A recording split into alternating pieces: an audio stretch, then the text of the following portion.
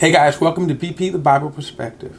Are pastors who are defying state orders not to assemble large crowds being persecuted for their faith? Are we living in a time that Jesus predicted in Matthew 24 that there would be a time when they will hand you over to the government and you would be persecuted, you would be jailed, you would be even killed? Are we living in those times? Well, before I get into it, please like and share this video and subscribe to BP the Bible Perspective. And as always, if you have a thought or comment, add it to the comments section below. All comments are welcome. Well, when Florida Governor Ron DeSantis finally, and I do emphasize finally, issued the stay-at-home order preventing gathering of large crowds, Tampa pastor Rodney Howard-Browne defied that order and conducted church services. And as a result, he was arrested. Now, he made national news. Since then, there have been several other pastors who have got in trouble with the law. One pastor out of Louisiana was cited. And so the question is, are we being persecuted now for our faith? Now, since then, a Pittsburgh or Pennsylvania pastor by the name of Jonathan Shuttlesworth has vowed that he is going to have a Woodstock kind of church service on Easter, in defiance of these orders. Okay. Now the bigger question is that when I listen to these pastors who are openly defying these stay-at-home orders, what they're basically saying is that these orders defy their constitutional right of freedom of religion. The question is that true? In other words, is it true that this order defies that? Well, let me tell you something. No, it doesn't. For several reasons. One, the order wasn't designed at hindering your faith.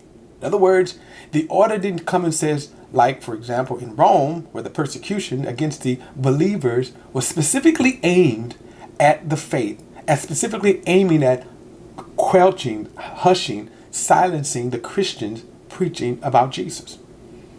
This order is about stopping and getting control of the deadly spread of coronavirus. That's what this is about. But on the issue of religious freedom, then you have to ask ourselves, can a church gather? We're talking about religious freedom because, again, remember, you quote a constitution right, and I fully agree with the right, and but thankful to God that we have this privilege. Remember, a lot of countries didn't have it during the time that Jesus even made this prediction. Only Roman citizens had certain rights, but if you wasn't a Roman citizen, you didn't have those rights. Most of the world didn't have what we call religious freedom. So the idea for him to kind of quote this as if this was a God thing, it is not. They have mixed so much and confused so much. For example, does a Constitution, now we often hear this, freedom of speech. Does it say that you can yell fire in a crowded movie hall?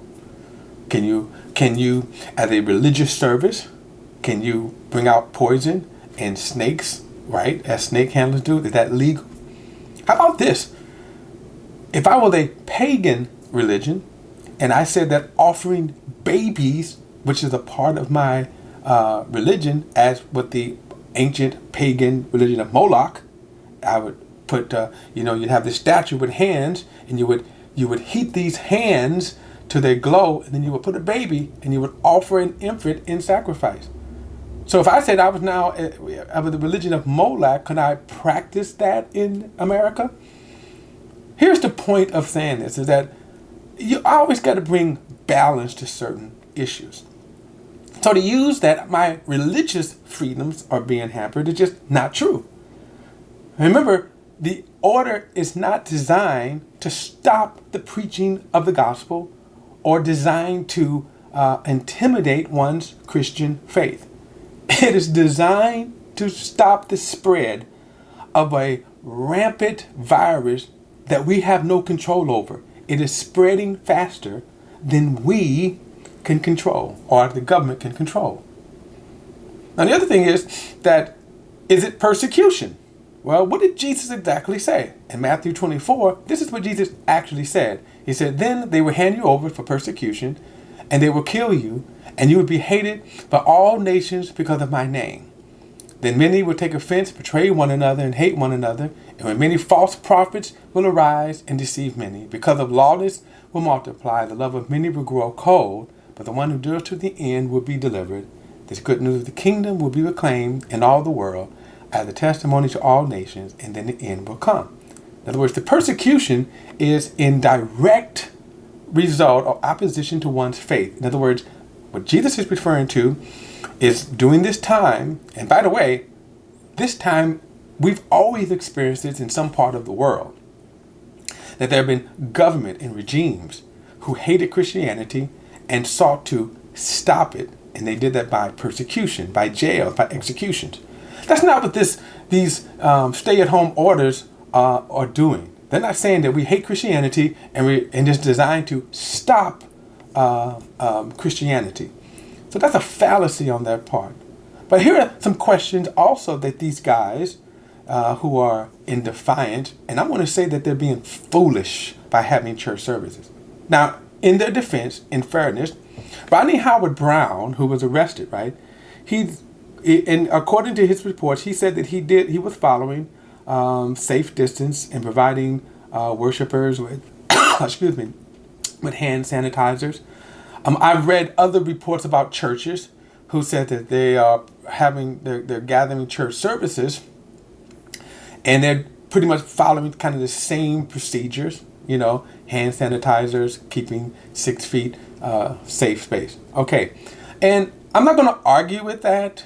What I'm not going to say is that as well, though, is that when the government says that, even in those practices, by the way, you cannot still guarantee that infected people cannot infect others. And the problem is that what the government is trying to do right now is to get a hold of the virus and to stop its spread. Right now, we're over 200, in America alone, we're over 200,000 people that are affected. And just think about that.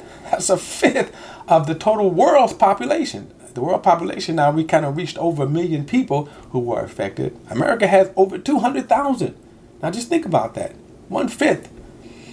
In other words, and our numbers are constantly going up. They're increasing. That's what these stay-at-home orders are designed so they can get a hold of it. Now, I have a lot of criticism for our president, for our government, which got a late start on it, that downplayed this. Okay, but nevertheless, this is what we have to deal with right now. That we got a raging virus in our nation, and it is raging all over the nation. Okay? So here are some questions, by the way, that I'm not hearing these pastors deal with, though. They can talk about God, they can talk about their religious freedom, but how are you going to keep, the people safe? How are you going to assure that people won't get infected? And if they do get infected, what will you do? In other words, hey, guess what? If people, if you feel that people should come, let me also show you another scripture where people apply, and that's found in Hebrews chapter 10. Hebrews chapter 10. Get this right quick. I think I want verse 25. Let me see. It's 19. Okay, yeah. Hebrews 10, verse 10 says, I'm going to start at 24. And let us be concerned about one another in order to promote love and good works, not staying away from our fellowship meetings as some habitually do, but encouraging one another.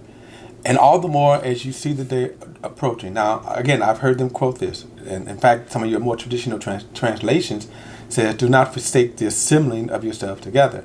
Now, of course, pastors have used this. Why? Because they want members to come. Usually pastors want members to come for 2 reasons. 1, offerings. And then 2, they like to have bodies in there, right? The point is that this scripture is not talking about church attendance. And especially, of course, church attendance on Sunday mornings. What the Hebrew writer was referring to them was that there were those who would be intimidated, they were being persecuted, and out of fear, they were staying away. There were others who should have been committing to Christ, And for that reason, they were staying away. And that's what this exhortation was about. My point is that if you're going to say you're going to defy an order, which I think you shouldn't, because on the one hand, you have people who are saying that we should submit to government according to Romans 13. But my point is that this is just not a bad order. That's the whole point. This is not designed. Now, if it was designed, if you had anyone from the president down saying we want to stop Christianity, then yeah, I would say defy the order and preach the gospel like the apostles did. But this is not what this is about. This is about health. This is about healthy, trying to get control, as I said before, over a raging disease that we cannot control, that is so infectious, that is highly, again, it's out of control. And as I said, why people, and I don't hear these preachers talking about the idea of this coronavirus, how infectious of a disease. What are the safeties? What are the safeguards? So I think it's foolish. That's my perspective, you all. So as always, like and share this video and subscribe to BP, the Bible Perspective. And again, if you got a thought or comment, add it in the comments section below. Till next time, I'll see you then.